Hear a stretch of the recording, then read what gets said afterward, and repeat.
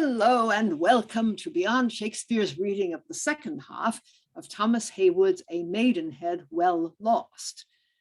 And I think we have lost Lois, so I'm going to take up the baton, as it were. Reading, among our wonderful readers, we have reading Florence. Hi, I'm Eric. And reading Stroza. Hi, I'm Elizabeth. And reading The Prince. Hi, Alan Scott. Reading Monsieur and a Gentleman is myself, Helen Good. And reading Parma and the Epilogue. Hello, I'm Lynn. Reading The Lord and Lauretta. Rachael, actor on the East Coast. Good. Reading The Widow and the Duke of Millain. Briony, Sparrow, actor in Lincolnshire. Lois is going to be our host when she comes back to us, which I think she may have done. And reading The Clown and Julia. Aliki, Chapple, actor and translator in Lancaster. And I'm your host, Lois Potter. I shall be reading the stage directions, as well as some of the lines of the widow in the final scene where things get congested.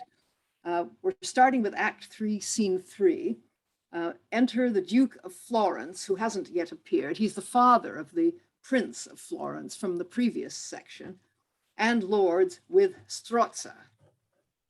Speak the true tenor of your embassy.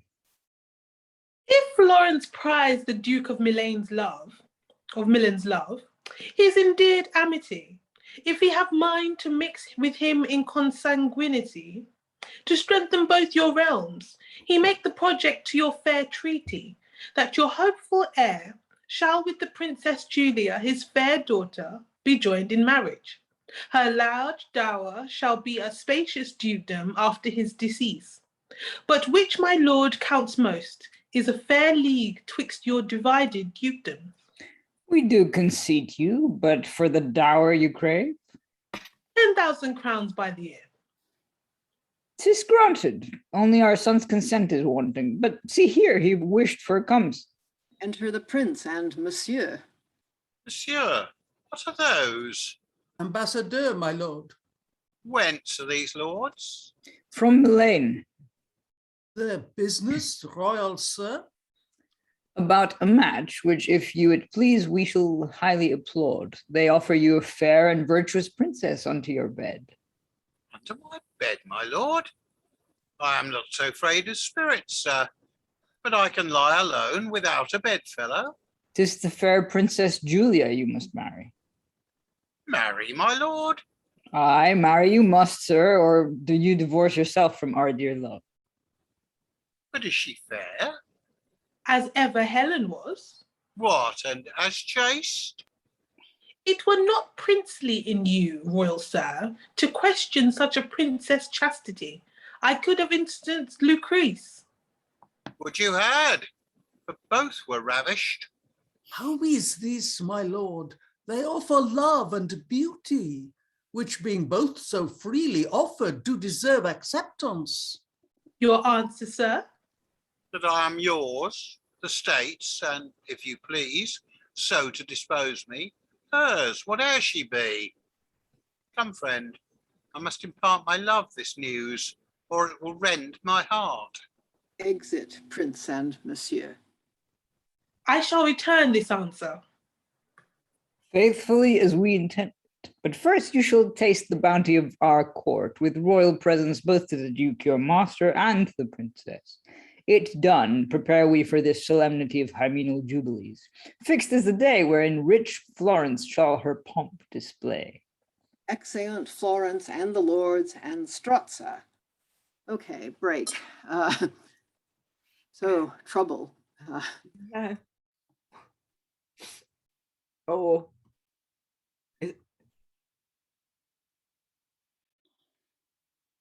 So Yeah, Briony? Oh. But we didn't. I like the skillful non-answer when asked, is she chaste? That was very artfully done. Not very polite of you to ask now, is it? Yes. Well, yes, and also since when the prince says what and as chaste, given what happened to Helen, I mean, this all seems rather barbed, which is presumably what what Monsieur is picking up on. How is this, my lord? Yeah. Yes, Lynn? I'm a little disappointed in the prince that he gives in so easily to his father's demands and doesn't at least sort of vamp a little bit to try to figure out what to do. Like, oh, well, I'm a prince. I got to do my duty. I guess I'll go tell my girlfriend that that I'm getting married, because boy, this is tough. Yeah, it's not only tough, but apparently it's going to break his heart if he can't tell her. Never mind about her heart. Yeah. So, I'm a little disappointed in you, Prince. Yeah, well, you never know. He may not mean it. Let's find out. My point was that Stroza seemed to be rather more interested in the 10,000 ducats a year, which fits well with what we've previously seen of his character. And how much of that he'll cream off in commission personally is moot. Right. And who else wanted to say something? Rachael. Rachael, yeah. I was just gonna say, maybe from the prince's perspective, because Florence says, "Divorce yourself from our dear love." Like, if he doesn't marry this person, that the woman he loves is relying on his money or whatever. Even though, like, I guess if he was divorced from Florence's love and she it's what she wished in that other scene, half playfully desiring that they'd be of the same sort of rank. Yeah. Okay, anybody else? Okay, Act 3, Scene 4, enter Parma and a lord of Millain. Only to you, of all the Milan peers, I dare expose my safety. In these arms, my lord, you are sanctuaried. I do not doubt it, but I pray you tell me, since I left the court, how is my absence taken? Of the Duke, with much distaste. But of the Princess Julia? Full 2 months she kept her chamber, grievously distracted, they say, mere grief for your departure hence. Bravely managed. The Duke, I see, was more kind to her fame than to his pretty grandchild. Well, I'll salt it all. But what think you if after I should send letters to her or ambassadors? I should not win her, for I know that I have no idea what that is. No, that's they have. It's I know they have her heart in bondage. Why, worthy prince, have you not heard the news? She hath been offered unto the Florentine, the match accepted, and the nuptial day the 10th of the next month. No more. Pray leave me, sir. I will.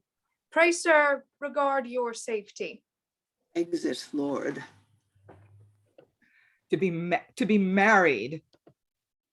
Oh, I have this speech in a different. Rumius in vetium semper. I did neglect her, but being denied, I dote upon her beauty. Methinks 'tis fit, if I begot the child, I wed the mother.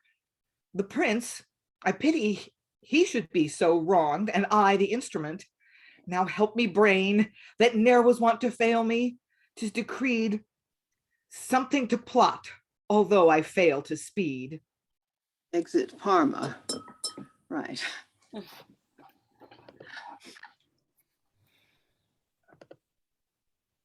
Helen? Parma's improving as a character. I mean, he's every time we see him, he becomes a little less villainous. Well, he Yeah. he did imply in his earlier scene that he was behaving the way he did to Julia to test her, rather than because he necessarily felt that. Though you really had to notice it. I mean, if you blinked, you Yeah, those missed lines it. are really, yeah. Those lines are really hard to parse. But yeah, I agree, Helen, that when he decided to just take Stroza's word for she's gonna accuse you of cheating because she's cheating, and he was really unkind to her in that confrontation, and now he's like, I want to do the right thing, I gotta think of a way to figure this out. Yeah, I'm liking him better, which is good because I have to play him. Right. Anything else? Okay, onward. Act 3, Scene 5. Enter clown, mother, also perhaps widow, and Lauretta. I wonder you should be so sad and melancholy. I'll lay a year's wages before I'll tell you your disease as well as any doctor in Florence. And let me but feel your pulse. Away, you are a fool and trouble us. That's no matter whether I be a fool or a physician. If I lose, I'll pay, that's certain. Try the fool's counsel, daughter, but be sure to forfeit and to pay. Now, sir, your skill. Nay, I must feel your pulse first, for if a woman's pulse be near a place, I know there's few here of my years but would be glad to turn doctors. Now, sir, you see I do not smile. Oh, nay, if it be nothing else, I'll fetch that will cure you presently. Exit clown. Child, I must chide you. You give too much way unto this humour. It alters much your beauty. Enter the clown. Oh, young mistress, where are you? The prince! The prince! Oh, mother, do you hear the news? The prince is coming. Where is he? Oh, where? Where is he? Why, at the court. Where should he be? I did but do it to make you smile. Nay, I'll tickle you for a doctor. Madam, I have years' wages beforehand. Is he not come, then? No, Mary, he's not. My soul did leap within to hear the prince but named. It started every joint. Nay, madam, the prince is come. Away, your foolery's unseasonable. We'll not believe you. Enter the prince and Monsieur. If you will not believe me, will you believe these? Welcome, my lord. And wherefore do you sigh? I sigh, Lauretta, because I cannot choose. Nor could I choose, should you but sigh again. I'll tell thee, love, strange news. I must be married. Married, my lord. Why do you weep? You blame me now for sighing. Why do you melt in tears? Sweet, what's the cause? Nay, nothing. And as I told thee, sweet, I must be married. My father and the state will have it so. And I came instantly to tell the news to thee, Lauretta, as to one from whom I nothing can conceal. Why should you grieve for that? For I, my lord, must have a husband too. Must you? But when's the day? When's yours, my lord? The 10th of the next month. The selfsame day. And selfsame hour that you enjoy your love, my princely husband, I must then enjoy. But do you love him? Not myself more dear. How happy are you above me, fair friend, that must enjoy where you are fit, when I am tied to others' fancies? It was your promise that I should know him further. You shall see him that day, as richly habited as the great heir of Florence. But royal, sir, what's she that you must bed then? 'Tis Julia, the Duke of Millain's daughter. I change your face. Lauretta speaks to herself. That she that hates me most should live to enjoy him I affect best. O my ominous fate, I thought to have hid me from thee in these deserts, but thou dost dog me everywhere. She swoons. Look to her safety, not for the crown of Florence would I have her perish. Help to support her. She exits with her mother and the clown. Oh, friend, that I should change my royalty to weakness now. I do think this lodge a palace, and this beauteous maidenhead of greater worth than Julia. Oh, come, my lord, lay by these idle thoughts and make you ready to entertain your bride. Enter Parma, disguised. The prince, I come to seek the prince and was directed unto this place. Thy news? A letter. Whence? Read, the contents will show you. Their eyes are from me, I must hence. Exit Parma. The Millain princess is betrothed, deflowered, not worthy of your love. Believe this true, upon a prince his word. When you shall bed her, and find her flawed in her virginity, you shall have cause to think upon his love, from whom you had this caution. But do it with that princely management, her honour be not slandered. He that loves, admires, and honours you. Where's he that brought this letter? Fled, my lord. Post after, bring him back. Would he not have set his hand to it? How now, the news?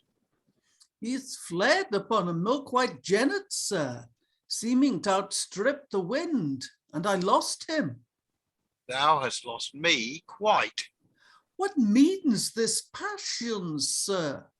Monsieur, read there what will confound thee. Hands letter to Monsieur, who reads it. Oh, if she be unchaste, could they find none but me to work upon? It confounds me, my lord. If she be chaste, how shall I wrong her to question her fair virtues? Right. But if she be not right, I wrong my honour, which after marriage, how shall I recall? 'Tis certain. Yes. Oh, how am I perplexed. Come, I'll to court. I'll not be swayed. Were she a potent queen, where counsel fails me, I'll once trust a spleen. So exeunt the prince and Monsieur. So complications. How do you feel about Parma now? Well, Yes, Helen? he set the prince an impossible task. Yeah. Reject her because she isn't a virgin, but do it without casting nasturtiums on her honor. I mean, the thing's impossible. Completely impossible. Yeah, he's kind of like, oh, my brain, I better figure something out. I know, I'll have the Prince of Florence figure it out. Yeah. And I love the princes, where counsel fails me, I'll once trust a spleen. And that's great. I'll just hit somebody. Yeah. Yeah. Yeah. So I actually wanted to point to a moment earlier in the scene between the prince and Lauretta, where she's saying, oh, I'm getting married the same day, the same time. She's getting married to her death. Her bridegroom is death. That's my interpretation of what she's saying. I think that's probably right, although I thought maybe she was just misunderstanding him and thinking that he meant to marry her, and then gets this horrible shock when she discovers what he really meant. Yeah. That's what I thought. No, too. I don't think, I think she knows what's going on, that he has to make a political marriage, and she's like, oh, what a coincidence, I'm getting married at the same time. Oh, so sad. Could be. I mean, there is a great deal of kind of indirect speech here. Helen? I think this is a great indictment of primogeniture, especially in regard to the rulers of kingdoms, because Prince is either extraordinarily young or rather dim. Or both. Don't think it's an indictment of the unequal demands for chastity between the sexes, Helen. Oh, well, that too, yes, but that goes without saying. Yeah. Yeah. Well, I think what Eric says in the chat could well be right. I mean, that Parma wants Julia for himself, and that's why he's sabotaging the match. I mean, he said at the end of the previous scene that now that he knows that there's a prospect of her marrying somebody else, he finds her even more attractive than before. Yeah, absolutely. and- Yes. Yeah, Yes. and also the baby might be his after all. Yeah. I mean, the only reason he thought otherwise was that Stroza had suggested that she was, wildly promiscuous and not really in love with him at all. Rachael?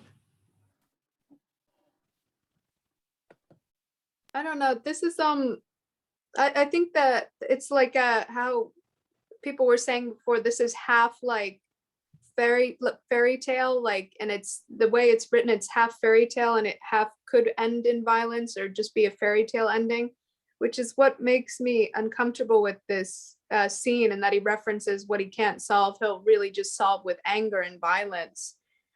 Is that even if Parma isn't meaning to, and even if it doesn't lead this direction in the play, that he is opening her up to violence by telling this prince that, because it's not like he really knows him personally. I don't think we're in a tragedy yet. I hope we're not.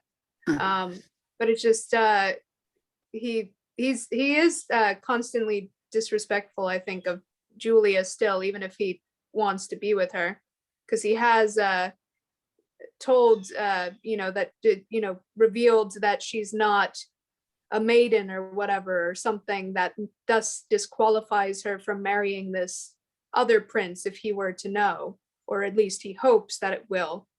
So yeah. And well, by the standards of the period, they're playing a really nasty trick on the Prince of Florence, which is what he feels anyway, in having to marry someone who isn't a virgin.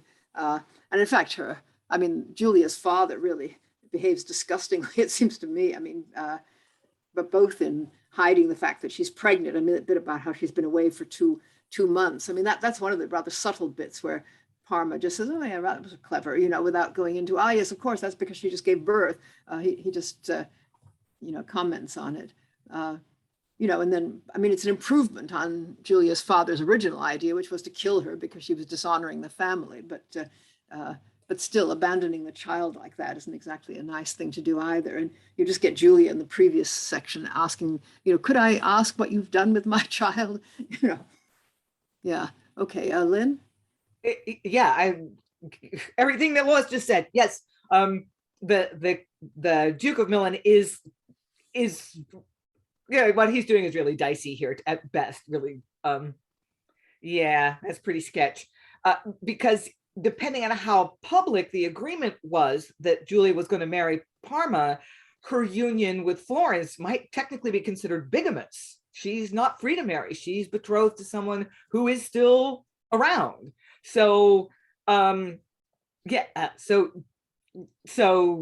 pretty dodgy what the Duke of Millain is arranging here.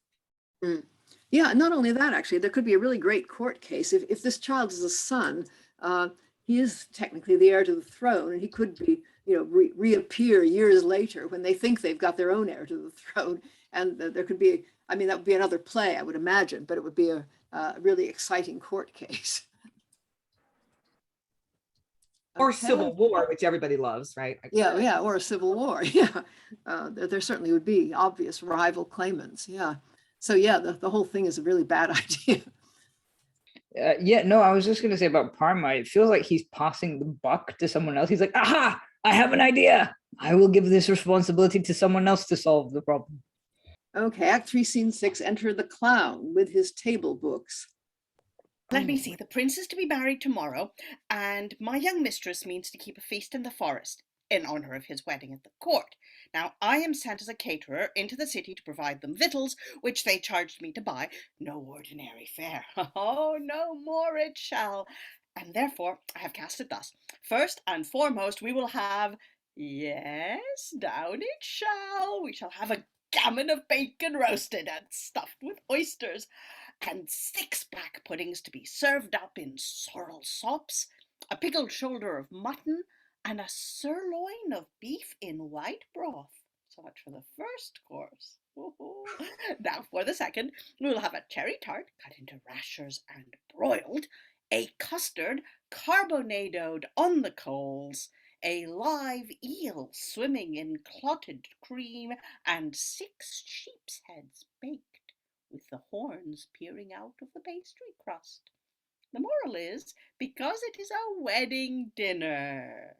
Enters Stroza with another lord. The joyful days tomorrow. Pass this plunge and we are made forever. What? My old politician? He that undermined my old lady and my young mistress? Now that I could find but one stratagem to blow him up, I would toss him, I would blanket him in the air and make him cut an Italian caper in the clouds. These politicians can do more execution with a pen in their studies than a good soldier with his sword in the field. Oh, but he hath spied me.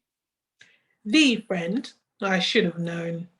And you too I should have known, but whether for a friend or no, there's the question. Thou servest the General Sforza. I confess it, but whether you have served him well or no, there hangs a tale. How doth thy noble lady, fair Lauretta? They have left Millain long. Reside they here near to the city Florence? Some 3 miles off, here in the forest, not half an hour's riding. I pray thee, recommend me to them both, and say, it shall go hard with mine affairs, but I'll find seasoned hours to visit them. You shall not want directions to find the place. Come when you will, you shall be most heartily poisoned. Tell them, the news that they are well is wondrous pleasing to me, and that power I have in Millain is reserved for them. To work them into grace, I can but smile to see how close I have plotted their exile. Now business calls me hence. Farewell. Exit Stroza with another lord. And be hanged, Monsieur Stroza, whose description my muse hath included in these few lines. Stroza, thy head is of a comely block, and would show well, crowned with the comb of cock. His face an inn, his brow a sluttish room, his nose the chamberlain, his beard the broom, or like Newmarket Heath that makes thieves rich, in which his mouth stands just like devil's ditch. And so farewell to your worship, grave Monsieur Stroza, for I must about my market. And he exits, presumably with thunderous applause following him. Yeah. Yeah, I got quite excited about that because of that little aside. Please you dine with me, then aside, and you shall be most heartily poisoned. That's straight from the Jew of Malta. And there is this view that Heywood might have revised that play. So this is just one extra piece of evidence, maybe. Aliki?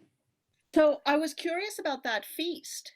I was trying to work out, as I was saying it, how comic it was, because it didn't sound right to me. But I also don't know the food customs of the time. So, Yeah. I mean, cherry tart cut into rashers and broiled, and custard carbonadoed on the coals. Those seem pretty satirical, but I'm not sure about the others. Yeah. Why the eels in the clotted cream? Yes. Yeah, well, the sheep's heads with the horns peering out of the pastry. I mean, that was funny. Yeah. Yeah. Oh, and of course, the point of the horns is it's a wedding dinner, cuckold and Joe. Get it? Yes. So, historian Helen, let's let historian Helen. I'm not a food historian, but I got the impression that the first course was possible, but not necessarily what everybody would want, but it was okay. The second course was fancy. The second course was weird, especially the live eel swimming in clotted cream. I mean, I have a feeling that was a really filthy joke. Mm-hmm. Yeah. We're eating over here. Sorry.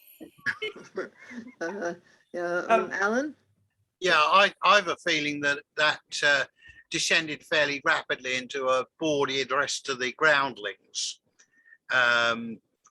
with no innuendo left untouched, if they can avoid it. Either that or the clown was later reincarnated as Heston Blumenthal. Right.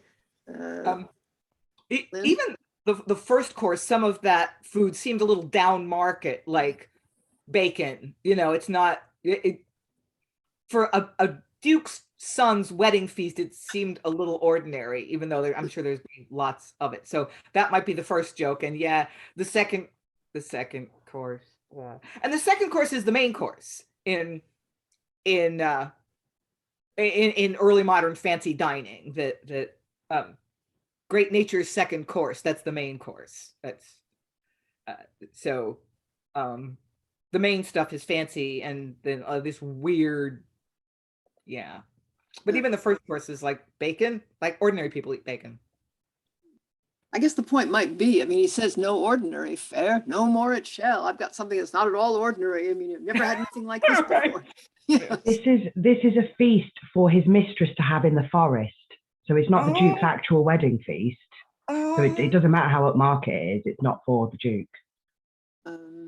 Yeah, that's feast in the forest in honor of his wedding at the court, though. And then he finishes up with "'Tis a wedding dinner." That's why the horns. Or at least ambiguous what this is about. Yeah, you're right. It's confusing, but presumably, but the person who's doing the feast is Lauretta, and she would hardly have wanted it to be disgusting. That's very odd. That sounds as if she does know. I'm not sure how, this thing seems to me slightly confusing as to how much Lauretta knows about what he's doing, and how it could be that is the reason why she's talking about marriage to death. But then I don't know, she doesn't seem, the thing goes back and forth. Anyway, never mind. Eric? Well, technically Lynn was first. Sorry, Lynn. The other thing I noticed about this scene is that the clown has Stroza's number, right? Oh, you were the guy that talked the Duke of Millain out of reimbursing my mistress and her daughter for all the money that they paid out of their own substance to pay off the soldiers. There's a very short exchange in an earlier scene where Stroza's like, oh well, they paid off the soldiers themselves and then they left town. I guess it's taken care of. And Milan's like, oh, okay, I guess so. So it's interesting that the clown and the nameless soldier from the first or second scene, these sort of low status characters, they know what's going on. They know he's a bad one. And the high status characters can't see through him. But the clown and our soldier, our sort of disrespectful, feisty soldier from earlier in the play, they know his true character.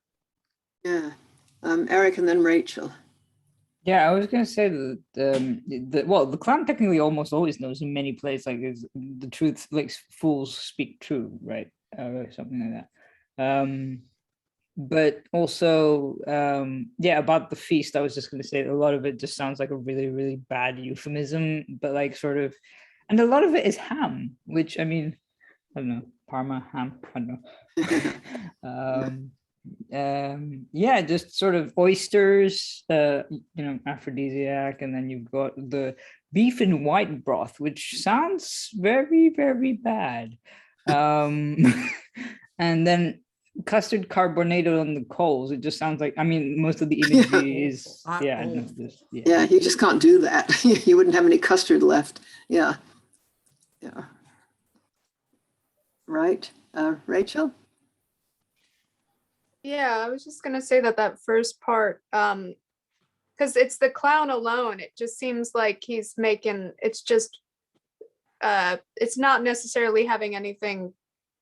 I don't know if it's meant to make sense, except that it's all these plays on words that, I guess, like how you guys have panto, that a younger audience wouldn't catch on to what's being said, but everybody above a certain age knows exactly what he's saying. And like Eric just said, that beef in the white broth, you have sirloin of beef in white broth.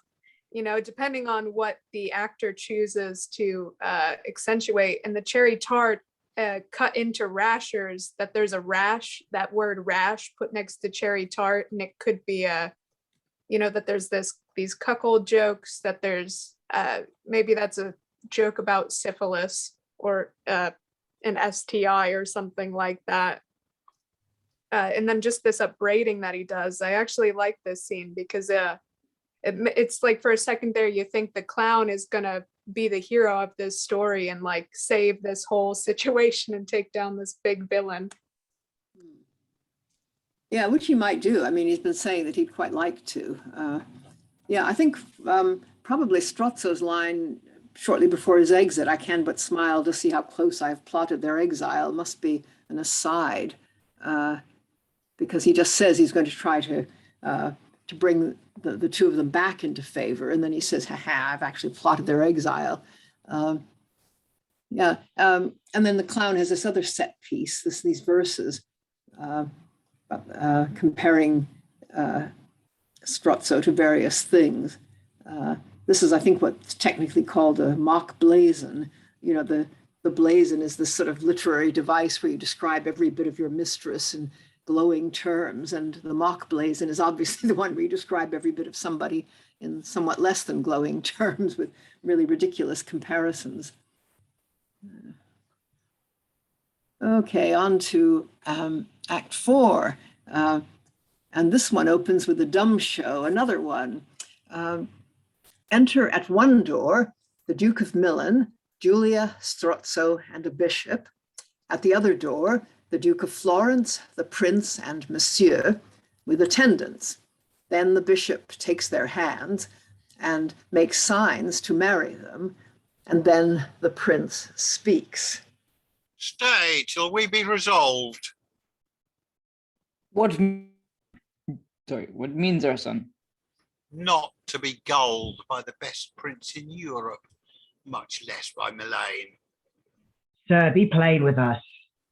I much suspect that lady's chastity. Hers? I have said. There's Wormwood.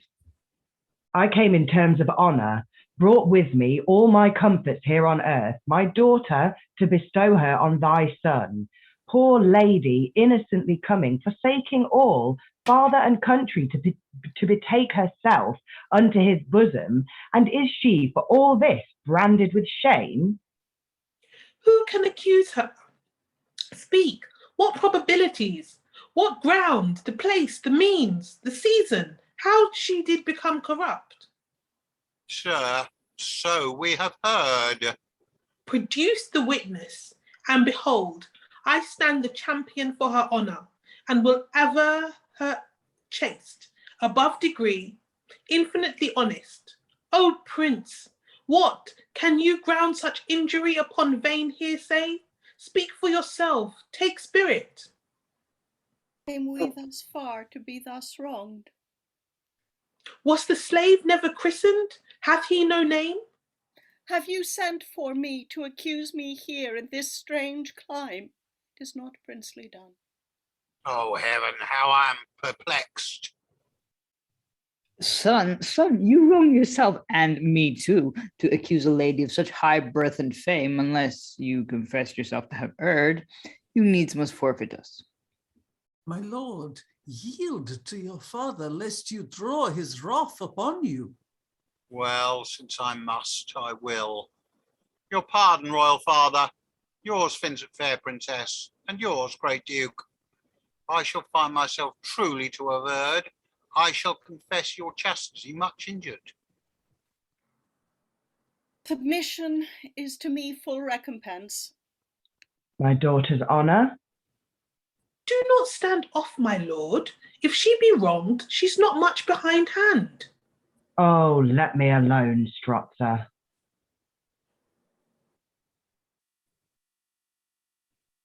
Nay, good brother, accept him as your son. My heart's no closet for revenge. 'Tis done. Now hear my protestations. I receive this lady's hand on these conditions. If you, my lord, her father, or herself, know herself faulty, oh confess it here, before the ceremonies fasten on me.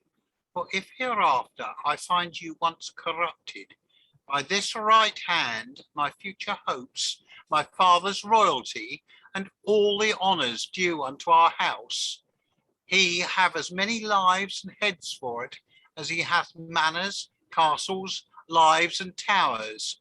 It shall be worthy to be booked in chronicles of all strange tongues. And therefore, beauteous lady, as you esteem a prince his name or honour, that you be a Mycenaeus under virtue, if in the least of these you guilty be, pull back your hand. What if you find her chaste? If chaste, she shall be dearer far to me than my own soul. I will respect her honour, equal with that of my great ancestors. All this I vow, as I am prince and virtuous. Then join their hands. 'Tis mine. Set forwards then. Exeunt all but Stroza. In other words, the prince, Julia, Millain, Florence, Monsieur, the bishop, everybody goes out, leaving Stroza there. All goes not well. This juggling will be found. Then where am I then? Would I were safe in Millain. Here, Machiavel, thou wast hatched. Could not the same planet inspire this pate of mine with some rare stratagem, worthy a lasting character? No, 'twill not be. My brain is at a non-plus, for I am dull. Enter the Duke of Millain. Stroza. My lord, Oh, now or never, Stroza. I am turned fool, ass, idiot. Are they married? Yes, and the prince after the ceremony embraced her lovingly. But the hell is that they must lie together. There's the devil. And then, And then we are disgraced and shamed. canst thou not help it, man? Why, you would make a man midwife. Would you? I have no skill. Stroza, awake, thou'rt drowsy. Peace, interrupt me not. I have it, so to revenge me upon her whom most I hate, to strumpet her to a brave. Counsel advise me. You'll make me mad, my lord, and in this sweet revenge I am not only pleased with just satisfaction for all wrongs, but the great prince must most palpably deceived. The time runs on. Think on my honour, Stroza. If you'll eat grapes unripe, edge your own teeth, I'll stay the mellowed season. Do it yourself, unless you give me time for it. But think with mine on thine own safety, Stroza. Peace, give me way, my lord, so shall the prince be palpably deceived. Fair Julia's honour most prosperously deserved. The duke, my master, freed from all blame. War hindered, peace confirmed, and I secured. Oh, I am fortunate beyond imagination. Oh, dear Stroza, help now or never. He was a mere ass that raised Troy's horse. 'Twas a pretty structure. Oh, me. Sinon, a fool. I can do more with precious gold than he with whining tears. Oh, my tormented soul. Pray, my lord, give me 500 crowns. What to do with them, man? See how you stand on trifles, when our lives, your honour, all our fortunes lie a-bleeding? What shall I have the gold? Thy purpose, prithee. I know a desolate lady, whom with gold I can corrupt. There are 500 crowns. Stroza, bethink thee what thou undertakest. Such an act would make huge Atlas bend his head unto his heel. But say I cannot win her. They bide the brunt of all. Here let them stay. With these 500 crowns I'll post away. Right. Aliki? Okay, so before we get on to Millain and Stroza's nasty little scene there, what exactly did the prince threaten? He says if she's not chaste, I will, by my honor, by my future hopes, my father's royalty and all that, do what? Well, for one thing, the word he in the line beginning have as many lives and heads for it, that should be I'll. Okay, well that makes sense of it. I'll kill everybody. Yeah, exactly. If she turns out not to be chaste, I'll just wipe out your country. Yes. Yeah. That's how we feel about chastity here. Yes.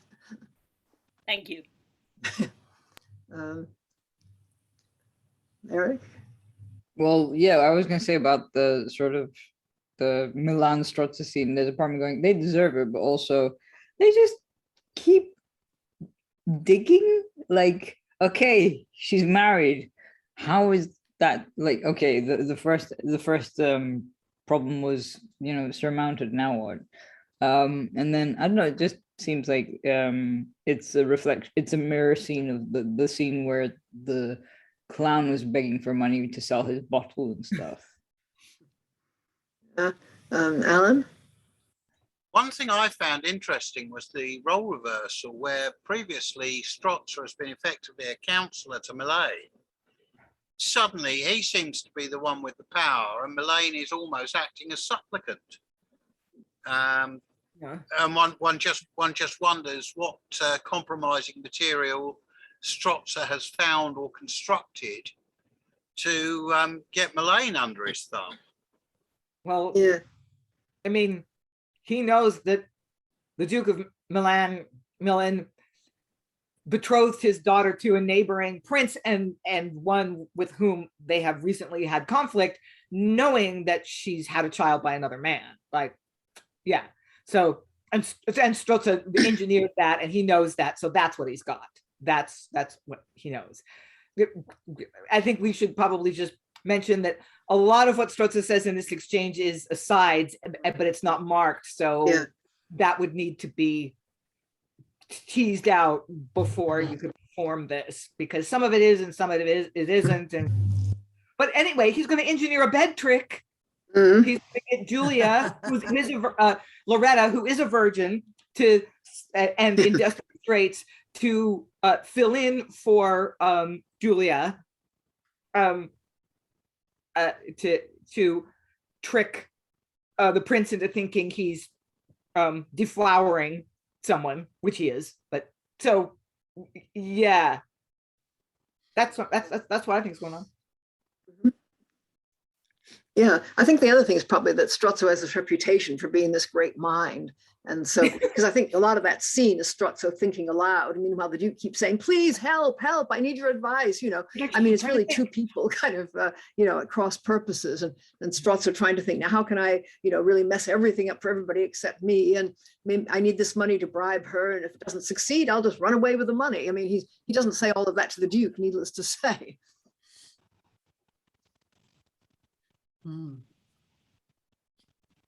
So yeah, we've got this classic situation of what do we do about the wedding night if the bride isn't a virgin? Helen? Stroza's going to kill two birds with one stone, because he's not only going to get Julia out of a hole, he's also going to cause the dishonor of the girl for who he seems to have taken against. If we ever knew why, I can't remember. It's to do with her father. Oh, of course it is. Yes, I forgot. Yeah. Anybody else? Because the plot is getting rather thicker at this point. Like the characters, right?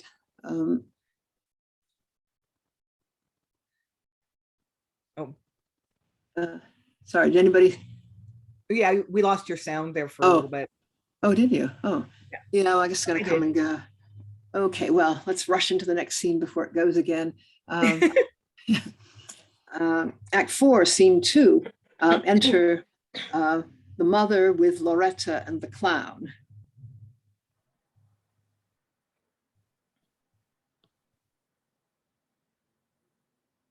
Sorry, did you not hear me? Or enter mother with Lauretta and the clown? Madam, yonder's a gentleman comes to speak with you in all haste. Admit him in. Enter Stroza. Lady, be happy, and from this blessed hour ever rejoice, fair virgin, for I bring you gold, and enlargement, with a recovery of all your former loss and dignity, but for 2 hours' labour, nay, that no labour nor toil, but a mere pleasure.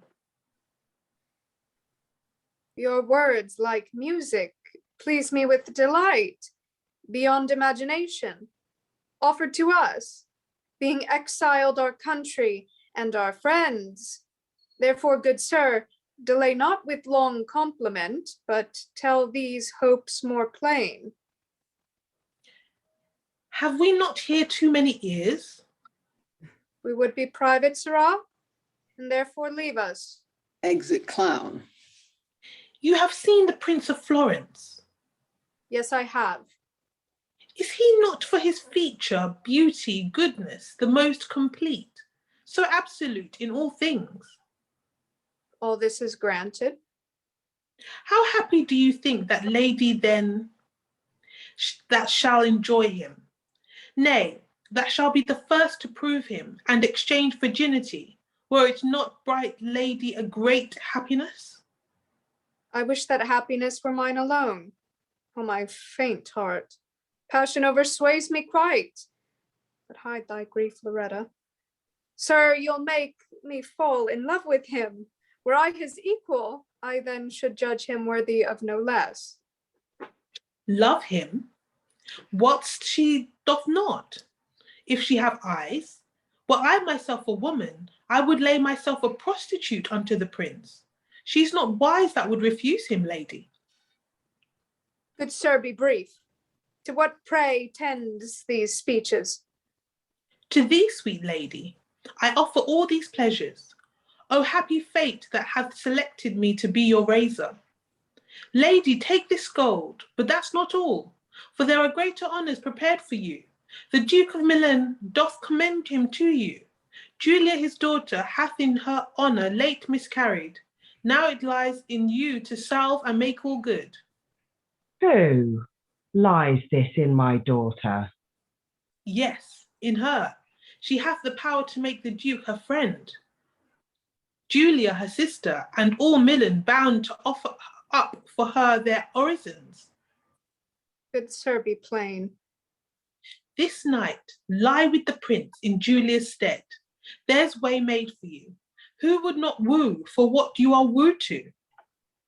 Do you not blush when you deliver this?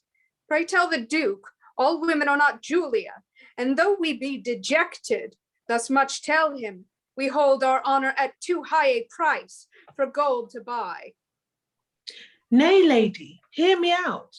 You shall preserve her honour, gain the Duke, redeem your fortunes, strengthen you in friends. You shall have many towns and turrets standing, which future war may ruin. Think on that. Lauretta, oh, behold thy mother's tears.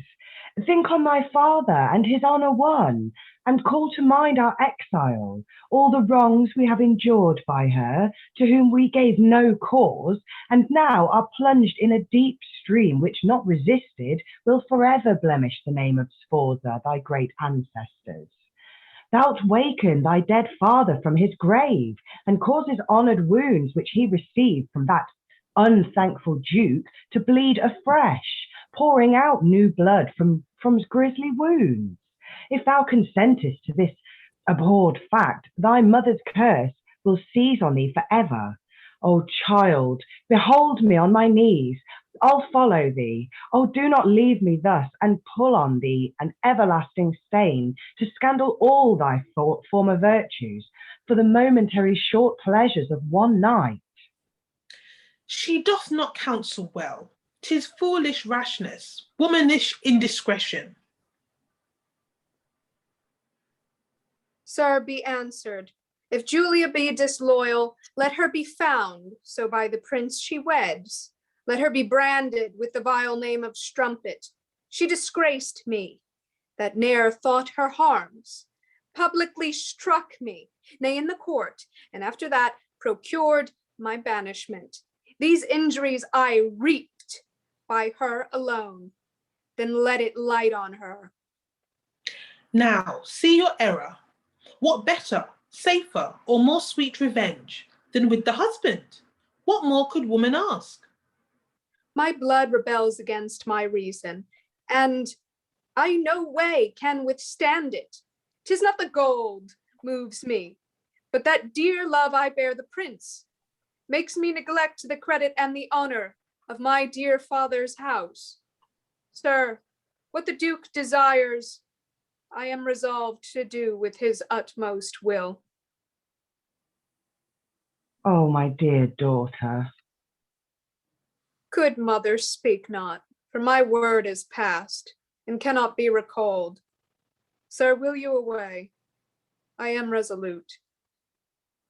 She yields unto her shame, which makes me blessed. Let millions fall, so I be crowned with rest. Oh, me, unhappy, that ne'er knew grief till now. And they all go out. Ooh. So, Oh, what a mess. yes, right. Let's see, everybody wants to sleep in. Rachael? Firstly, I wish she would love herself a little more, respect your put yourself before this stupid dude. And then also I was gonna save this until the end and just say it at the end. But this keeps coming up scene after scene. There was a dude a while back who was on the American radio, a local station, which it's like a New York station. It's 97.1 or something. He went on and talked about going to his daughter's gynecological appointments to make sure that she was still a virgin. And this, and this was a whole thing that had all these doctors writing, Vogue and magazines like that, interviewing with doctors, gynecologists to talk about these things, saying, and these gynecologists said, you can't really tell whether somebody is or isn't, a virgin when you're in those things. But yeah, so this is just what I'm saying. Like this doesn't have like a medical thing. This isn't like a medical thing. And also I think there's in some places where, honor killings still happen and they focus on virginity, that people actually buy balloons of blood just to put it on the sheet so that it looks like something. So it's just this whole play, just that it's based off of a social concept, like a social psychological concept that has no real medical basis. Right. Lauretta could perhaps even Lauretta herself, even being a maiden, could not produce the effect that they desire. And then the repetition they use of blood in this case, being in relation to virginity and even Julia's and stuff like that, is so messed up in the violence that can be put on either of these women if they don't produce a result that proves their virginity. Right. It's, yeah. Eric? Yeah, it's just sort of there was a part of me going, okay, I wasn't really interested in the plot till this started, till this section of the plot started happening, and then I was like, no, why are you doing this? I sort of just wanting to scream at Lauretta, you love him, but no, this is not the right way to, go about things. I mean, you can totally imagine this as a panto, but also kind of don't want this on stage. I don't know. It's just you. Briony? Yeah, I love how they drew us in with that, because I was quite enjoying it from after yesterday's session. But yeah, that I was so emotionally invested right then, and I'm really pleased that Mum said the right thing, because I thought for a second that she was going to say, well, this will solve all of our problems, just do it, but she didn't. So I'm really, really pleased I didn't have to read something that awful. Right. Yeah, it's kind of a reversal of the Revenger's tragedy, in fact. Exactly. That's exactly this. And there's a city comedy where that's a similar scene, but the Revenger's tragedy is I think clearly that scene in Revenger's Tragedy is what this is deliberately echoing, where the mother's like, think of the money, honey. And the daughter's like, God, Mom, I can't believe you. Yeah, but that scene where the mother prostitutes her own daughter or tries to for cash or for status, it happens more than once in the surviving early modern canon. So yeah. So I have to see what happens here. Yes. And we're still in Act 4. Well, actually, yes, I should probably have just taken us right through to the end of Act 4 without a break, because it's all in dumb show. Music, a dumb show. Enter Millain, to him Stroza, and brings in Lauretta, masked. The Duke takes her and puts her into the bed and exit. Enter both the Duke and Julia. They make signs to her and exit. Stroza hides Julia in a corner and stands before her. Enter again with the prince to bring him to bed. They cheer him on, and others snatch his points, and so exit. The dukes embrace and exeunt. I hope you all follow that. The bit about snatching his points, that's, when they undo his doublet and hose, and then I think they all get the points as souvenirs of the occasion. One of these putting the bridegroom to bed things. Yeah. So something is going on here. Thou art our trusty counsellor. If this pass current, we're past all fear. What is she, prithee? What? What's that to you? Be she whate'er she can, all's one to us. So she be found a virgin. I have hired her, and she is pleased. But gave you charge, as soon as ere the prince was fast asleep, that she should rise and give the place to our daughter? Doubt you not that. What, jealous already? How long she stays, I fain would be abed. Pray heaven she do not fall by him asleep, and so forget herself. Here's in my heart a violent fever still, nor shall I find myself in my true temper until this brunt be past. What, not yet? Had she with Parma been abed so long, it would have more perplexed me. Enter Lauretta. See, here she is. The news.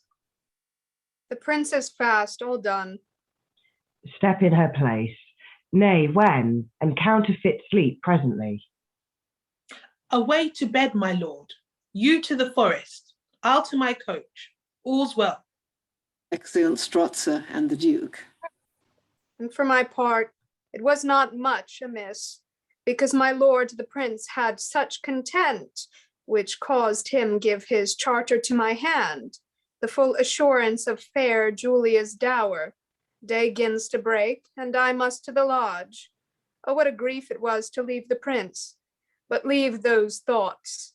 These gifts to me assigned are nothing worth the gem I left behind. Exit Lauretta. Enter Prince and Monsieur with a torch. What? Do you not like your bedfellow, my lord? Excuse me, that you are up so soon? Oh, friend, was never man blessed with a bride so chaste. I'm scarce myself till this be known. To my fair forest friend, let's mount away. The night's quite spent, and now begins the day. God, he can't wait to tell the woman he really loves that he just had a great wedding night with someone else. Well, yes, well, Eric? I'm pretty sure Cinderella doesn't go like this, but I don't know, maybe that's just me. Yeah, right?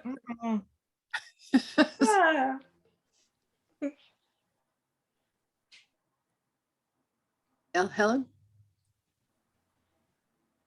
Most bed tricks are related. This one we practically see. I mean, Julia stuffed in a corner waiting to hop into bed. And Millain striding outside saying, he's taking his time. Yeah. I want to go to bed. Yeah, when will this be over? But I mean, Lauretta does understand. I mean, the prince is completely in the dark. I don't take back anything I said about his not being the sharpest knife in the box. But Lauretta knows what she's doing to an extent. She has what I believe they call agency here. No one is compelling her. She hasn't been raped. It's an interesting version of the bed trick. Yeah, the line that Millain has here, "Step in her place, nay when," that's addressed to Julia. Obviously, she's the only person that could possibly be addressed to. It's odd though, the "nay when" kind of suggests impatience, as if Julia's hesitating or something. Just interesting. Briony?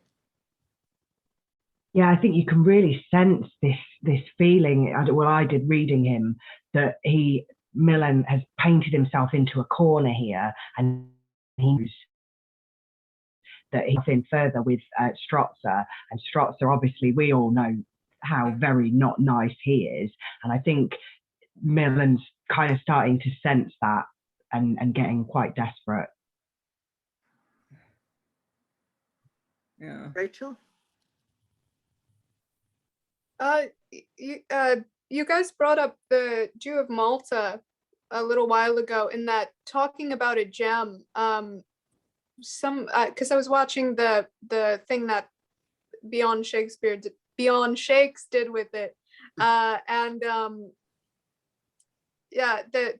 somebody brought up I think the guy brought up a diamond or a gem in reference to his daughter or something like that. So maybe that fits into what you were talking about before, perhaps the authorial connection between, the Jew of Malta and this, some people are being inspired by each other, affecting each other. There is a long bit of kind of ambiguity where Barabbas and one of the Abigail's suitors are talking about a diamond, and they obviously mean her virginity. And but virginity is often referred to as a jewel, though it's not just here. I mean, it's a sort of standard image. It's a common metaphor. The jewel in my dower, my honesty. Yeah. Particularly for women without much material substance to bring to a match. It was a metaphor I've seen in drama several times, that a jewel or a gem is her honor, her reputation, her physical chastity. Yeah. See it over and over again. Yes. Aliki? Actually, we had rather the opposite here. She referred to the prince as a gem. I think it's ambiguous. I think leaving her, it could be both. It's yes, I see what you mean now. I got it. Yeah. So it's a nice figure, because we're not sure whether she means her virginity or the man she loves. So, Eric? Yeah, I was going to say, there's a part of me wondering how you would make this believable. I mean, obviously, we kind of historic plays, so on and so forth, that kind of thing. You might be a bit forgiving of the plot, but then staging this in the modern, in, I don't know, 2021, there's a part of me going, how would you do this to make it believable? Very dark room. And not just gross. I mean, yeah. Yeah, I mean, it is pretty awful. Yeah, the changeling has a situation like that as well. Someone who is a virgin sleeping on the first night with the guy, and then somebody else having to sneak in at the last minute. I mean, they must be thinking of all of these earlier plays. Anyway, yes, pretty unpleasant bed trick scene. Okay, we're now in Act 5, Scene 2. Enter Mother and the Clown. And what was it you said, Sarah? Mary, I would entreat your ladyship to turn away my fellow Jerome, for I think he is no true man. No true man? Why? Mary, we were both in the tavern together t'other day. And he stole some plate? No, madam, but there stood at our table a pottle pot. And he stole the pot. No, madam, but he stole the wine in the pot and drunk it off and made himself so drunk he bepissed himself. Your lady could not be better bepissed in a summer's day. Enter Prince and Monsieur. Good morrow, lady. Where's your daughter, pray? She took so little rest last night, my lord. I think she is scarce well. Pray, may we see her? My lord, you may. So Lauretta is drawn out upon a bed, and there is a song. Hence with passion, sighs and tears, disasters, sorrows, cares and fears. See, my love appears, that thought himself exiled. Whence might all these loud joys grow? Whence might mirth and banquets flow? But that he's come, I know. Fair fortune, thou hast smiled. Give to these blind windows eyes, daze the stars and mock the skies, and let us to devise, to lavish our breast treasures. Crown our wishes with content, meet our souls in sweet consent, and let this night be spent in all abundant pleasures.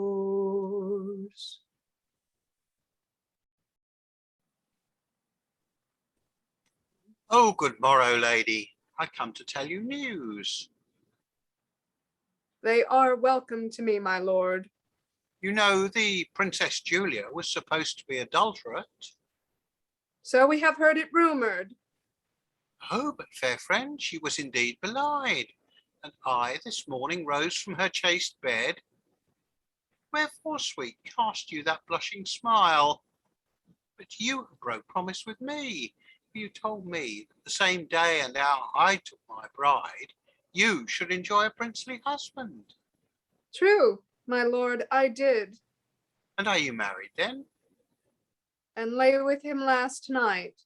Is he of fortunes? That you may soon conjecture by this gift. What have you then? Some tokens that were his? Some few, my lord, amongst the rest, this diamond he put on my finger. You amaze me. It rings maybe alike.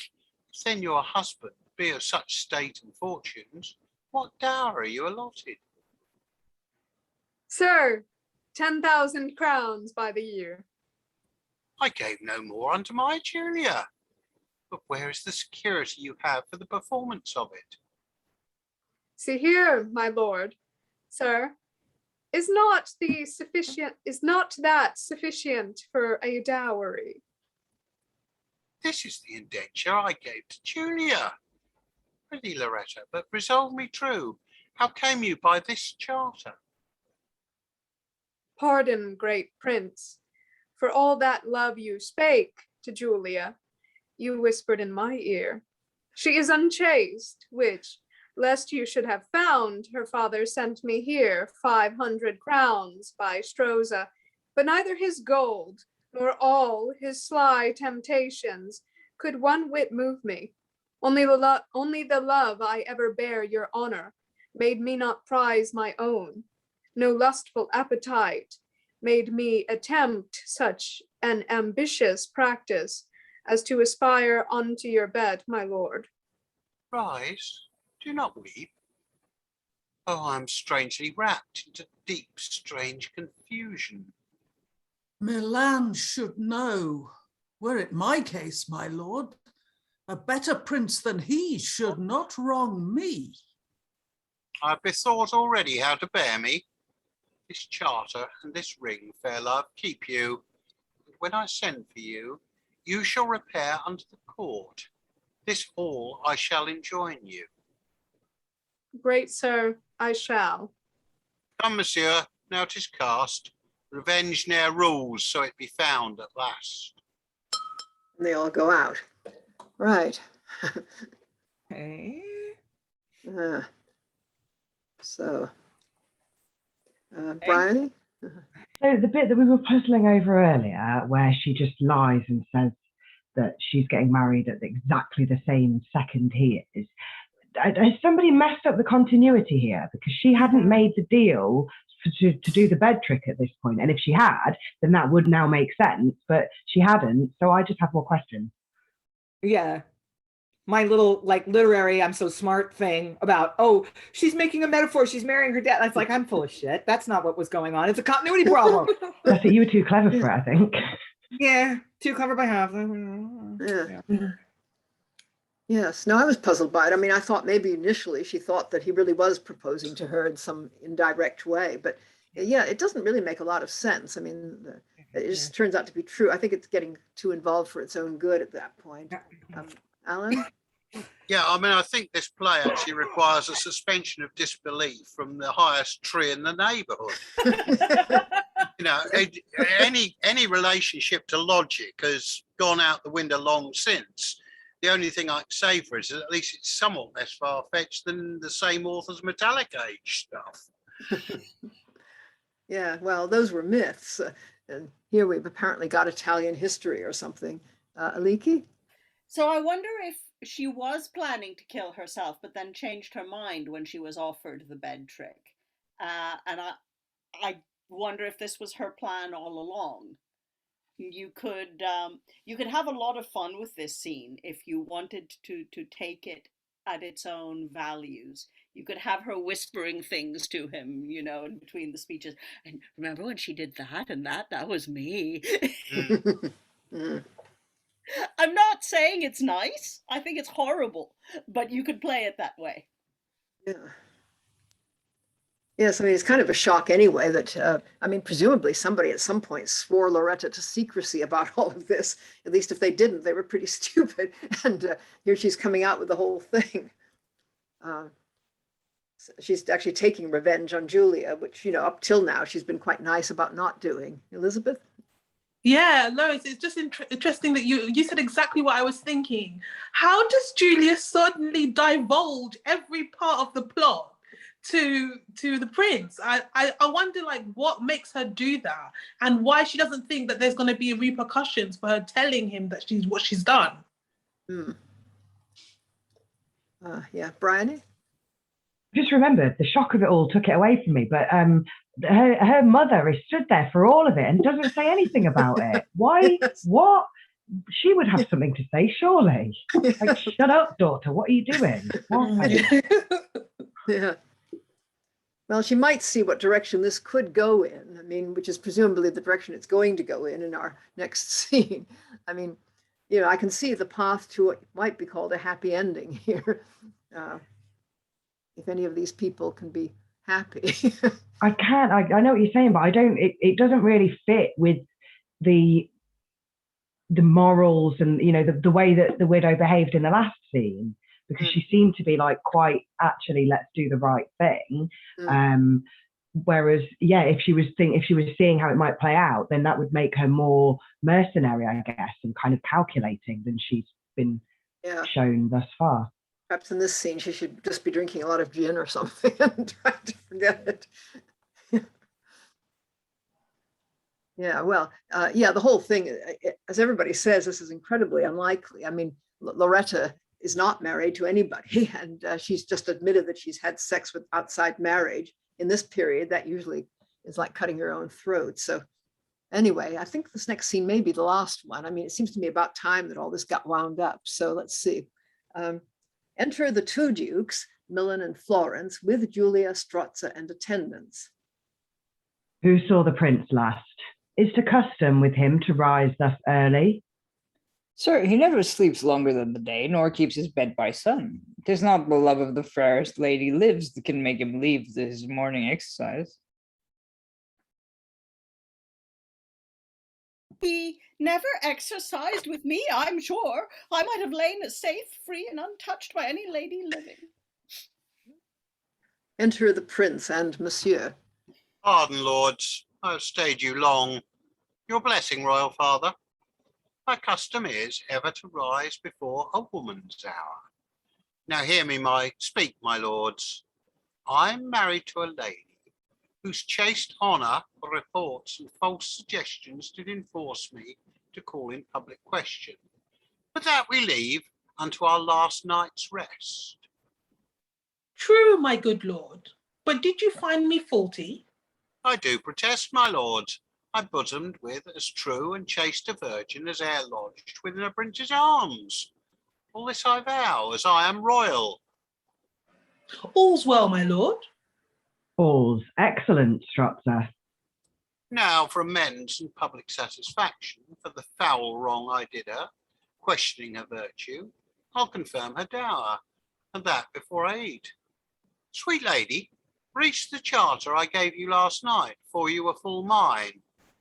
I received none, sir. Sweet, will you tell me that? With which you did receive a ring the Duke my father gave me When? last night, Where? in your bed, It was in my dream, then. being broad awake. I like not this. I smell a rat. Stroza, I fear too. Brazen forehead, wilt thou leave now? 'Tis true, my lord, you did receive them both. Have you forgot, sweet lady, this very morning, that you gave them both to me? The princess jested to see how you would but take it. Excellent villain. Was well put off. 'Tis strange she's so forgetful. I pray thee, Stroza, where are they? Where are they? They are... Where? Why study you? They are there. Where, man? I posted them to Millain. Sent them safe. Dare you not trust my word? Not till I see my deeds. By one of the prince's train. See which of the train is wanting. I shall, my lord. Exit, Monsieur. I would I were in Turkey. Would I were on horseback. Nay, look you not dejected, beauteous bride, for this is done only to honour you. Enter the gentleman with a child in a covered dish.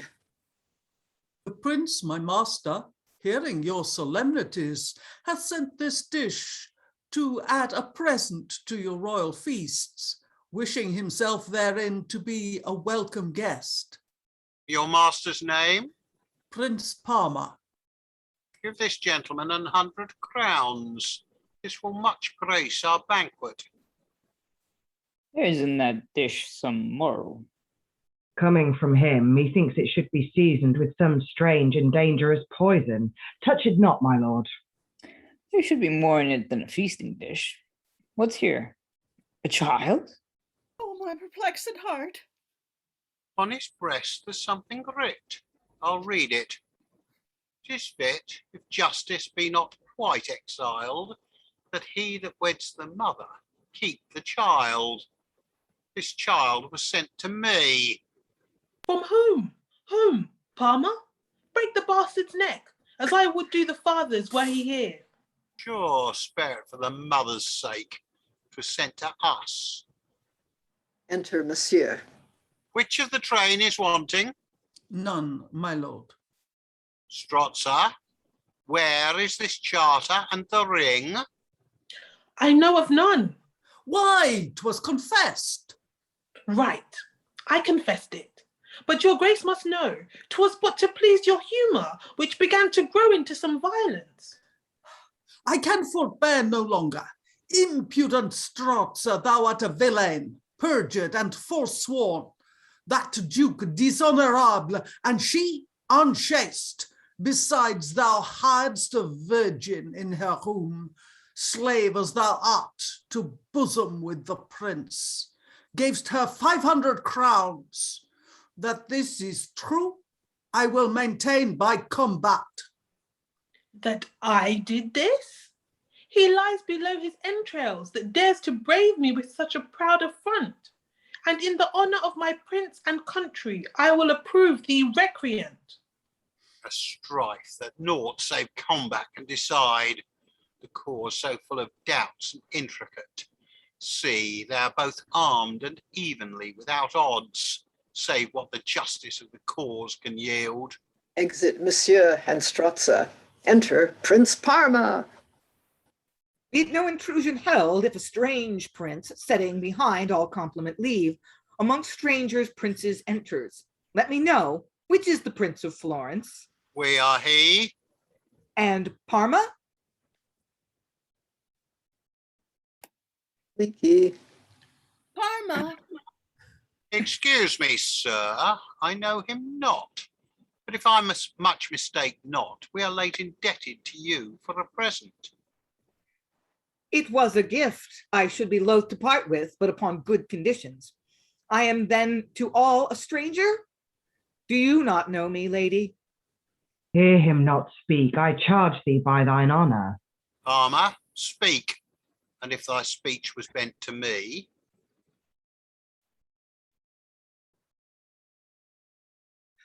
Ere I proceed, let me behold this babe.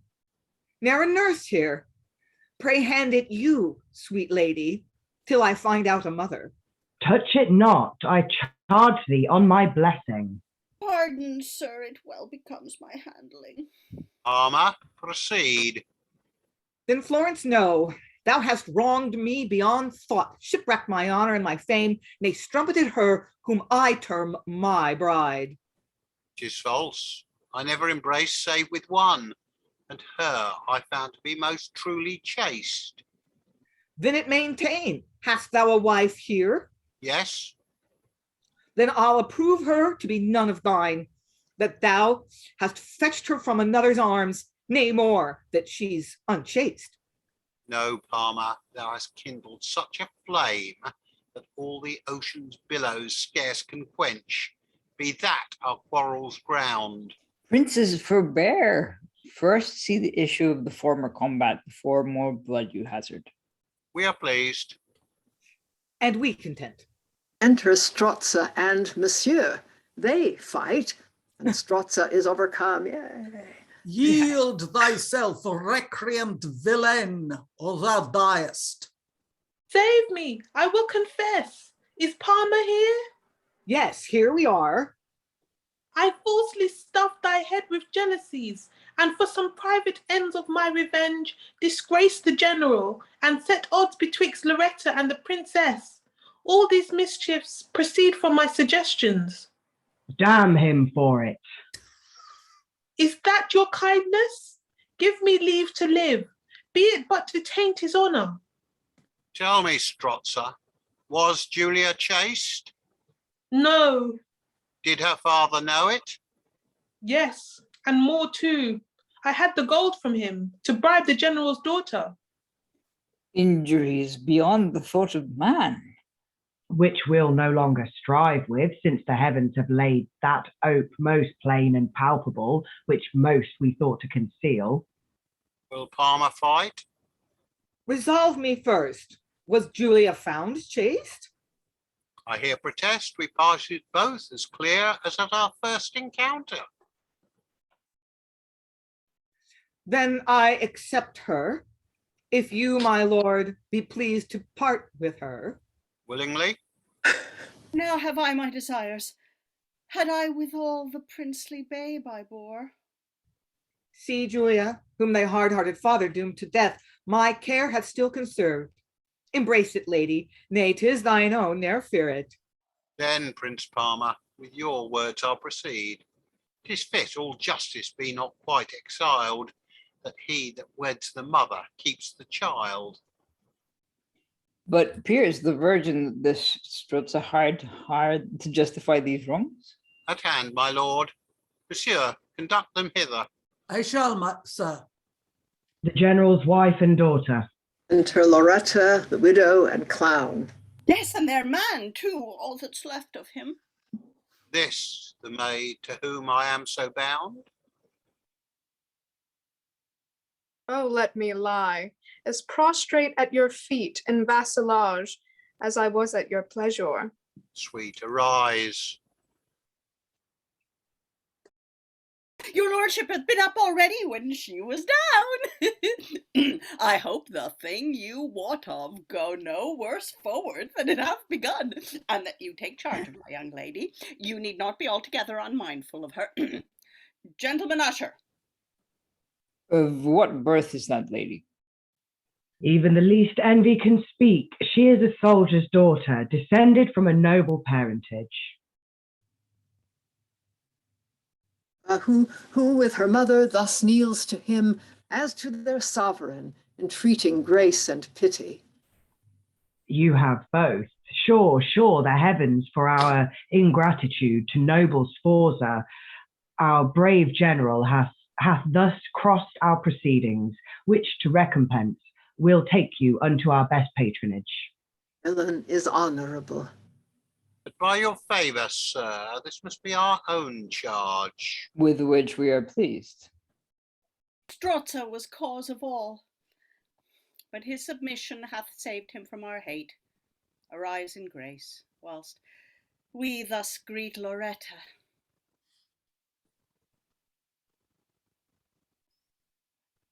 Royal princess, I still shall be your handmaid. Who would strive to be a villain when the good thus thrive? You crown me with your wishes, royal father.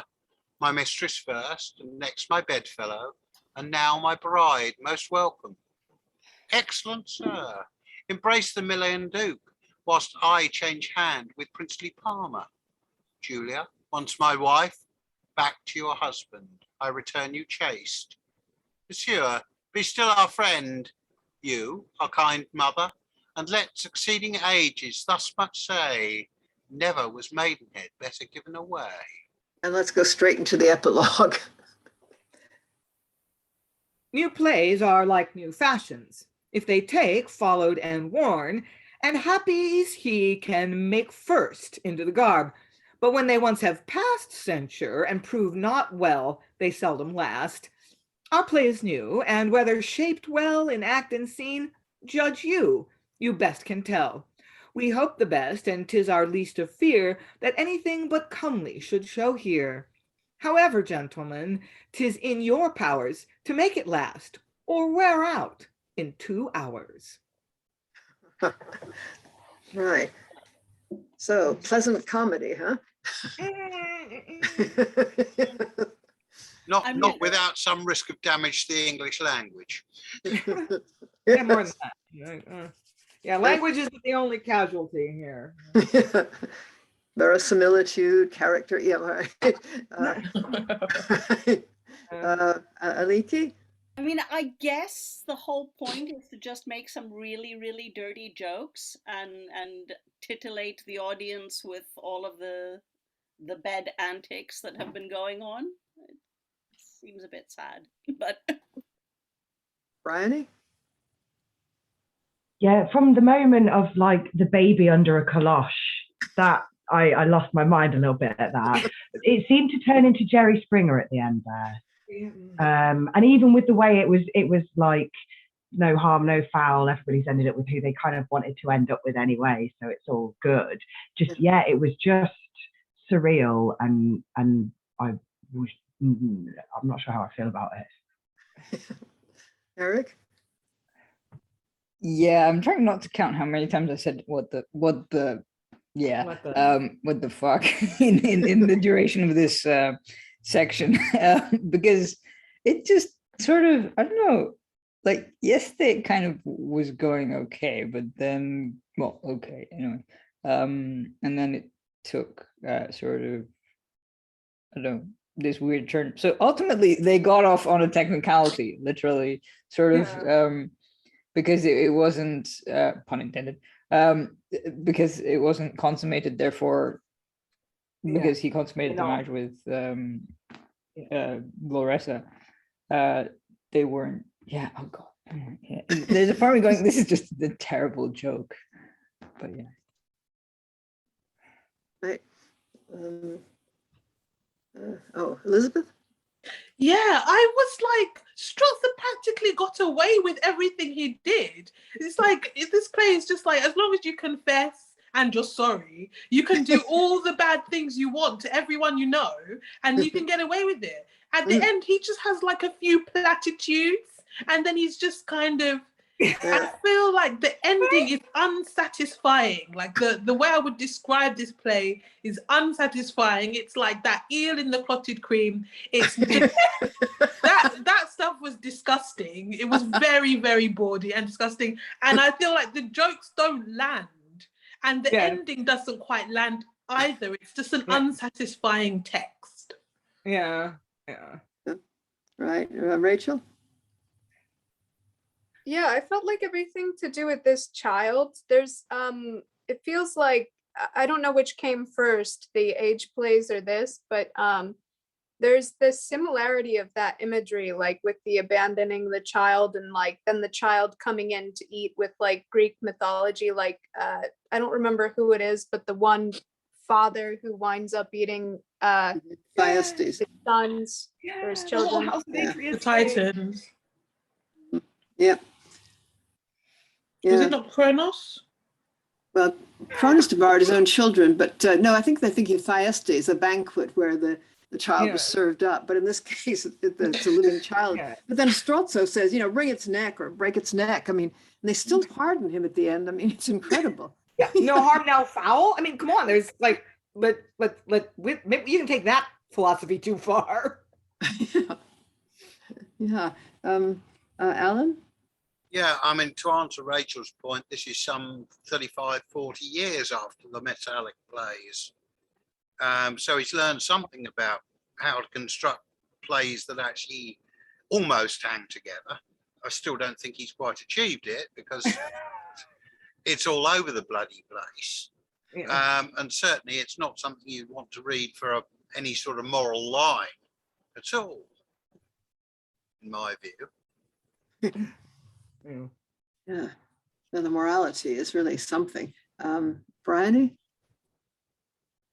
Yeah, I wonder if like the whole play, I don't know, for me it lands the same way that The Clown does, in that like there's moments when it is so awful, maybe you could do something good with it. I don't know, because that the baby bit at the end was just stunning. That is, I can't think of any other time I've seen something like that, because it doesn't go gruesome like the myths would have done with it. It's just, I don't know, it's like a comedic reveal, and I've not seen anything like that before, and it's lovely. And there's some moments that are like so weird, like when it drew us in so much with when Lauretta was deciding to do the bed trick and her mum was begging her not to, like that. There's moments where it's just superb, and I feel like there must be something that could be done with this, surely.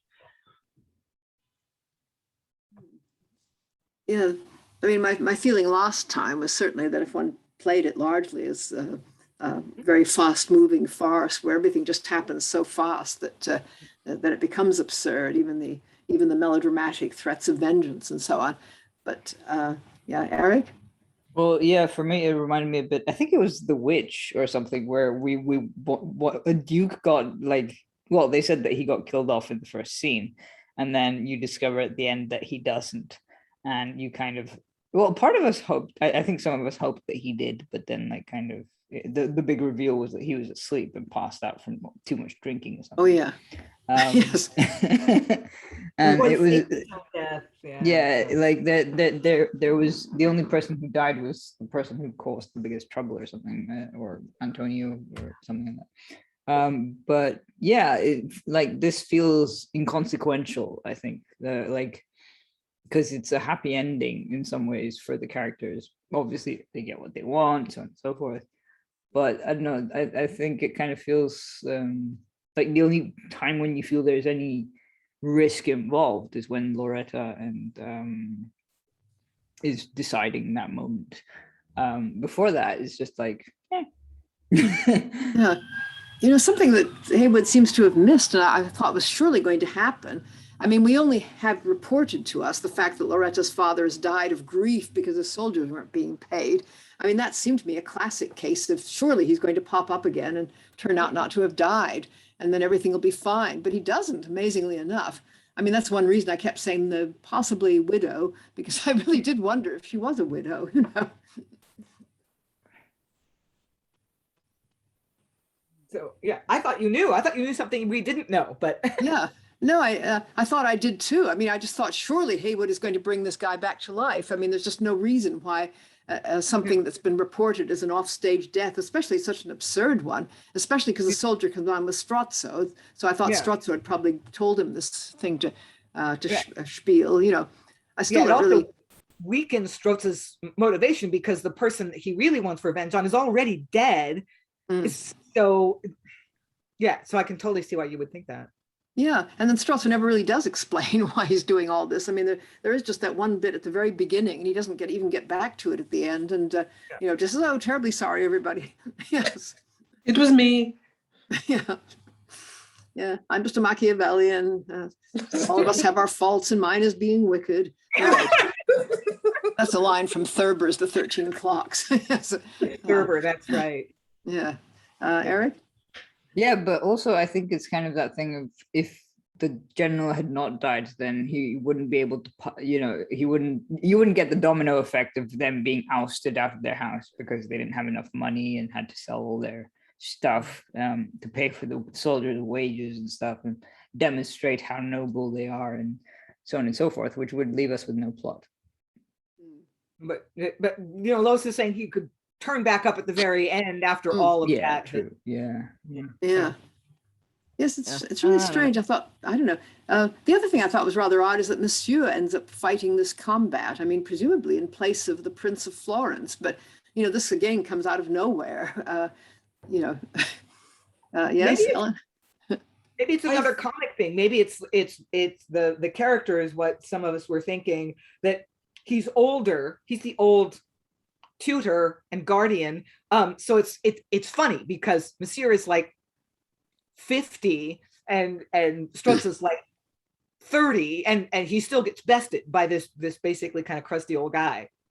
Yeah, we don't know their ages, but Helen, you're going to. I think what we have here is probably an actor who can do a comic French accent and is good at fighting. I mean, that's what I'm seeing here. What I was rather puzzled by was the amount that the prince took over the final scene, because he said far more and in a far more mature way than I had come to think of him. If I was directing this, I would tend to give a number of his speeches to Florence, to his father. Because I think that his father says far too little, unless he's just stunned into silence. He says far too little, and quite a number of those Prince speeches could be given to Florence with advantage, I think, to the scene. I don't know, it could be debated, but yeah, Alan and then Briony. Yeah, I think the one bit of logic, and face it, logic is fairly scarce in this play, would be that actually, given that Monsieur and Stroza are effectively of relatively equal status in terms of counsellors or advisors to nobility, it is more fitting that the fight occurs at that rather than between representatives of different social classes. But that may be putting too much emphasis on it. The other thing is that I think the only way that you could actually stage this play is to treat it in much the same way as you would say an ain't-born farce, and just run at it so bloody fast the audience don't notice the discontinuities and absurdities. Yeah, no, I think it might be quite fun that way. I don't know, because the whole chastity thing is just so distasteful to people nowadays, and you know, all this playing around with it. If she's chaste, I'll have her. If she isn't chaste, I won't have her. And not only that, but I'll wreck your whole kingdom.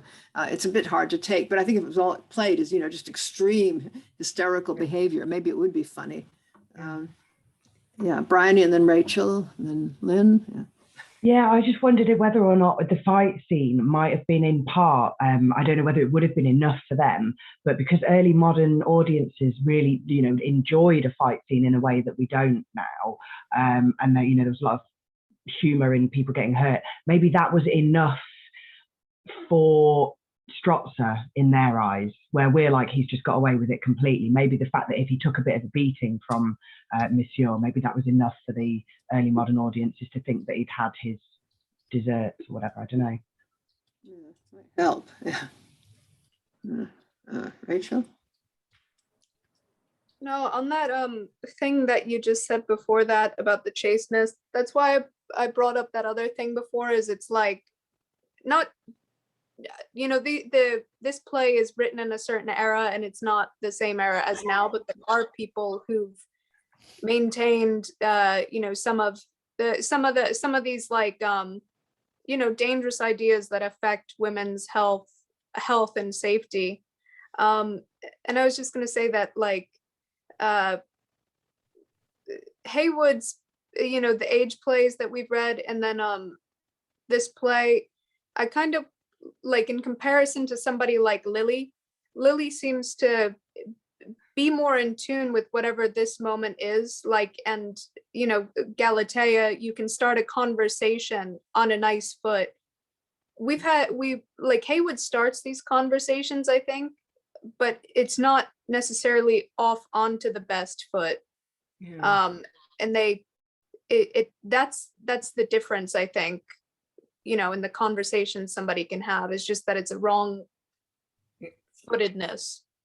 And yeah, I don't know, the clown stuff and the sexual jokes, I feel like I feel bad for comparing him to everybody else, but even though Marston's bitter and sometimes too much of him is just like too much, I prefer Marston for the bitter sexual, just joke after joke after joke. That sounds like quite a good final thoughts thing. So anybody else wish to put in their final thoughts? Yeah, Lynn? Yeah. Yeah, thank you, because I should really get off to my day job here in a bit. So yeah, a couple of things I would do, I think, to help make this work in a contemporary context.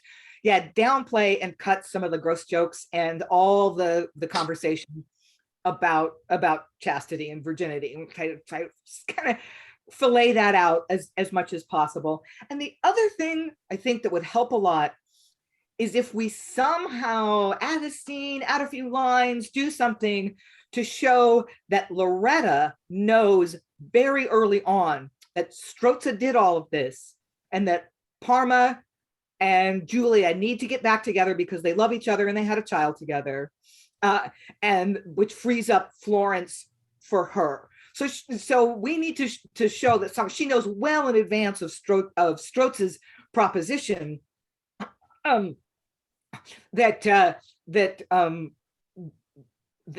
it's possible to get Julia and Parma back together, and it's possible for her to work out her relationship. So she's got more agency. She's sort of more than one, the puppet master manipulating things like, oh, here's my chance to work it out. And she sends a letter to Parma or something, you know, so she's the one that gets it all together in the end and says, oh, by the way, that was me. I love you. And that was me. And by the way, you guys, you need to talk because Stroza, you need to work your thing out because you had a kid together and Stroza manipulated this whole situation. You guys work it out. So that she's kind of the one engineering all of this. I think that would make this play a whole lot more palatable and satisfying if a female character had more knowledge and more agency. And she doesn't decide on the spur of the moment to give up her virginity. She's like, okay, this isn't the ideal solution, but we're going to make this work. So something like that. Briony? Yeah, I like Lynn's idea, but I think I'd go the other way, and I would get rid of as much as I loved it, the scene with the mum begging her not to do it, I'd get rid of the nicer bits because I like the unsavory bits. I like that they're all a bit horrible. You know me, I like a bit of darkness, and like even my favorite bit with the baby, I love that, and it fits with the character of what's his face? Who even was that? Parma, thank you. Because he's always making these really horrible jokes to Julia about stuff all the way through. And then suddenly, you know, like, this is how he's going to announce that here's your baby. It's going to be like under a food dish. Brilliant. But I like that they're all a bit horrible. And I think you should play that up and play up the fact that there's all of these, the clown's giving all these jokes, none of which are particularly funny, but he thinks they are. Just, yeah, I think go hard the other way. Okay, Elizabeth? I'm somewhere between Lynn and Briony. I think that, but what they both said that, and Rachael said that, which I thought was fantastic, was she was comparing it to Marston. And I was thinking of the Insatiate Countess, and I thought that we've had a lot of these things before in plays. We've had the dirty jokes, we've had maybe not a baby in a dish, but we've had babies on stage in all different guises. Remember the witch? But it's not good-natured. I feel like the text is not, it's not like nudging you in the ribs going, oh, isn't this funny? Isn't this hilarious? It'll all be all right in the end. It's got that unsavory quality to it that Briony was talking about. And I think that makes us less forgiving with the texts than we would with another playwright. I think we're a bit hard on Heywood.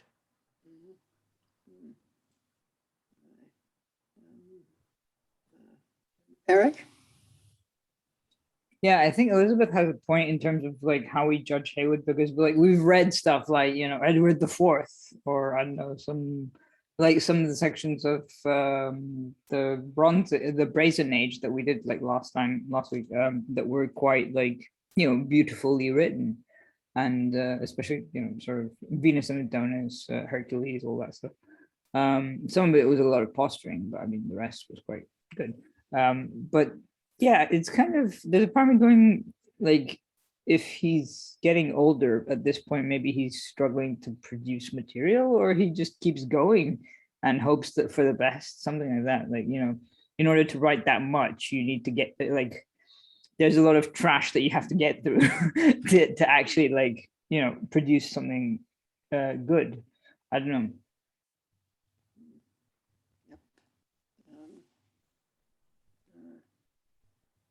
Who hasn't given me their final thoughts yet? Helen? I mean, I don't really agree with anything about changing it, because as a historian, I see it as a historical artifact, and it is a reflection of what a particular section of the population thought was a good night out. And that I find extremely interesting.